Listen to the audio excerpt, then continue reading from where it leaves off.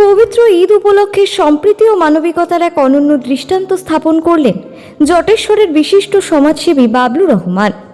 শনিবার তিনি এলাকার সাফাই কর্মীদের সঙ্গে ঈদের আনন্দ ভাগ করে নিতে এক আন্তরিক উদ্যোগ নেন। এদিন জটেশ্বর এলাকার একাধিক সাফাই কর্মীর হাতে নিজের মিষ্টির প্যাকেট তুলে দেন বাবলুর রহমান। সমাজের গুরুত্বপূর্ণ অথচ প্রায়শই উপেক্ষিত এই কর্মীদের প্রতি সম্মান ও কৃতজ্ঞতা জানিয়ে তাদের সঙ্গে সময় কাটান এবং ঈদের আন্তরিক শুভেচ্ছা জানান। তার এই উদ্যোগে খুবই খুশি হন সাফাই কর্মীরাও।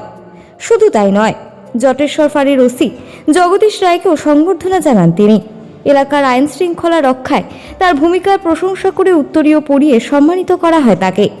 এই বিশেষ দিনে ধর্ম বর্ণ নির্বিশেষে সকলের মধ্যে মিলন ও ভ্রাতৃত্বের বার্তা আরও দৃঢ় হয়ে ওঠে। বাবলুর রহমানের এই মানবিক উদ্যোগ শুধু ঈদের আনন্দকেই সমৃদ্ধ করেনি, বরং সমাজে পারস্পরিক শ্রদ্ধা ও সম্প্রীতির এক উজ্জ্বল দৃষ্টান্ত স্থাপন করেছে।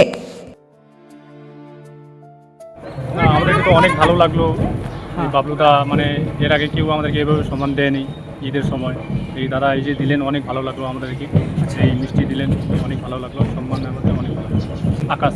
আকাশ বাস যেহেতু আজকে ঈদ, তো উনিও চান যে নিজের খুশিটা মানে সবার সাথে মানে বাড়িতে বা এসে করে সবাই টিফিন দিচ্ছেন, উনি মানে যে ভালোবাসা দিচ্ছেন সবাইকে।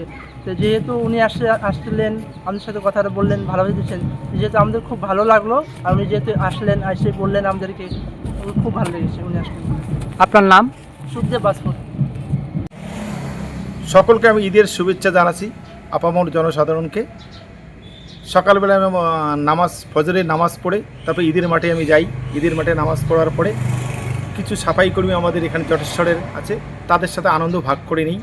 তারপর জটেশ্বর থানার ফাঁড়ির ওসিকে জগদীশ রায়কে আমি সম্বোধন জানাই।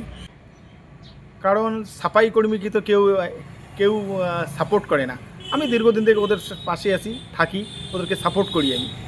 তা সেই জন্য আজকে তাদের কিছু মিষ্টি তাদেরকে ভাগ করে দিলাম, সবাইকে মিষ্টি দিলাম। আচ্ছা, আপনার নাম? বাবলুর রহমান।